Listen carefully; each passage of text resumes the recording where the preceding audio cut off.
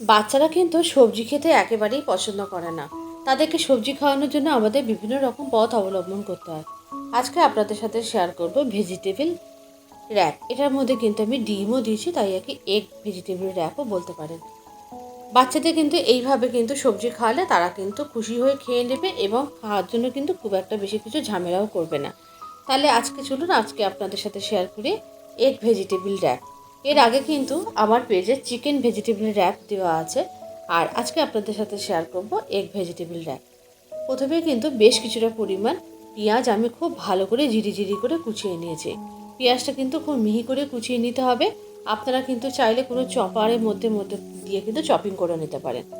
আর এরপরে কিন্তু আমি কিছুটা পরিমাণ লঙ্কা এবং রসুন মানে স্বাদ মানে যতটুকু প্রয়োজন সেই হিসাবে কিন্তু আমি সেটাকেও চপ করে নিয়েছি। এরপরে কিন্তু একটা মিক্সিং জার নিয়ে নিয়েছে। মিক্সিং জারের মধ্যে দিয়ে দিয়েছি 1 কাপ সুজি।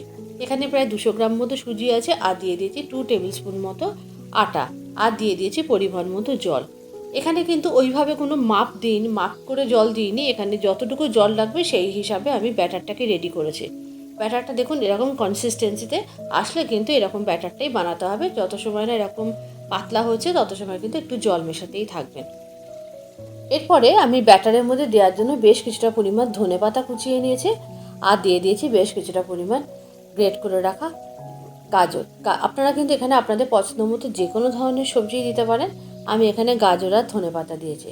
তারপরেই দিয়ে দিয়েছি স্বাদ অনুযায়ী অল্প একটু লবণ, খুব সামান্য পরিমাণে দিয়েছি একটু হলুদ, আর দিয়ে দিয়েছি একটু চিলি ফ্লেক্স। চিলি ফ্লেক্সটা কিন্তু একেবারেই অপশনাল। আপনারা যদি মনে করেন দিতে পারেন, না মনে করলে আপনারা একটু গোলমরিচের গুঁড়ো দিতে পারেন বা লঙ্কার কুচি। আমি এখানে চিলি ফ্লেক্সটা দিয়েছি, ঝালও হবে আবার দেখতেও ভালো লাগবে। এটা মেখে ব্যাটারটা কিন্তু রেডি করে রেখে দিয়েছি। প্রায় আধ ঘন্টা মতো এটাকে রাখতে হবে, কেননা সুজিটা একটুখানি সেট হতে সময় দিতে হবে। এরপরে ভেতরে স্টাফিংটা বানানোর জন্য আমি কিন্তু একটা ফ্রাই প্যানের মধ্যে কিছুটা দিয়ে দিয়েছি সরষের তেল। আমি সরষের তেলেই করেছি।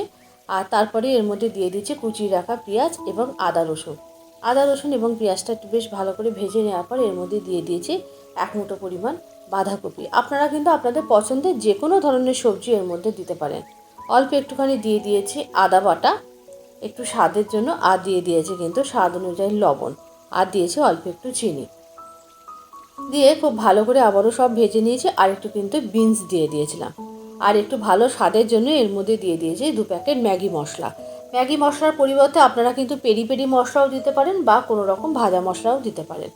ম্যাগি মশলাটা দিতে কিন্তু খেতেও ভালো হয় আর একটা খুব সুন্দর ফ্লেভারও আসে।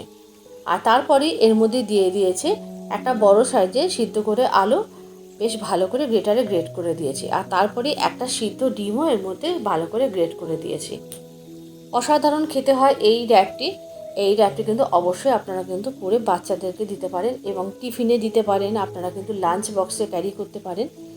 এইভাবে কিন্তু স্টাফিংটা পুরো রেডি হয়ে গেছে। এরপরে কিন্তু আমি একে একে র্যাপারগুলো রেডি করে নেবো। এর জন্য ব্যাটারটা দেখুন আমি ফ্রাই প্যানের মধ্যে একটুখানি রিফাইন্ড অয়েল দিয়ে দিয়েছি, খুব সামান্য। দেওয়ার পর কিন্তু আমি 2 হাত এই ব্যাটার দিয়ে খুব ভালো করে চারপাশে স্প্রেড করে দিয়েছি। যখন একটা পিঠ হয়ে গেছে, যখন ওপরের দিকটা বেশ শুকিয়ে মতো এসে, তখন এর মধ্যে কিন্তু আমি স্টাফিংটা দিয়ে দিয়েছি। তারপরে আস্তে আস্তে কিন্তু এরকম করে ফোল্ড করে নিতে হবে। এইভাবে সমস্ত র্যাপারগুলো কিন্তু আমি একে একে তৈরি করে নিয়েছি এবং 3 থেকে 4 মিনিট মতো লাগে। একটুখানি ধৈর্য ধরে ভাজতে হবে যেন ভালো করে ভাজা হয়। খুব তাড়াহুড়ো করলে কিন্তু ভেতরটা কাঁচা থেকে নেবে। সমস্ত এই এগ ভেজিটেবল র্যাপগুলো কিন্তু আমার রেডি হয়ে গেছে এবং এত সফট হয়েছিল, যেহেতু সুজি দিয়ে এবং আটা দিয়ে করা, সেহেতু কিন্তু এটা অনেক হেলদিও বটে।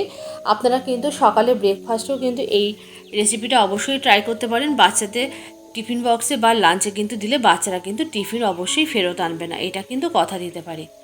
এবং কি সুন্দর নরম তুলতুলে হয়েছে, আপনাদের একটা ছিঁড়ে দেখিয়ে দিচ্ছে। এইভাবে কিন্তু র্যাপগুলো আপনারা অবশ্যই তৈরি করে নেবেন। আজকে এই রেসিপিটা আপনাদের কেমন লাগলো অবশ্যই একটু কমেন্ট করে জানাতে ভুলবেন না। আবারও দেখা হবে পরবর্তী ভিডিওতে নতুন রেসিপিতে।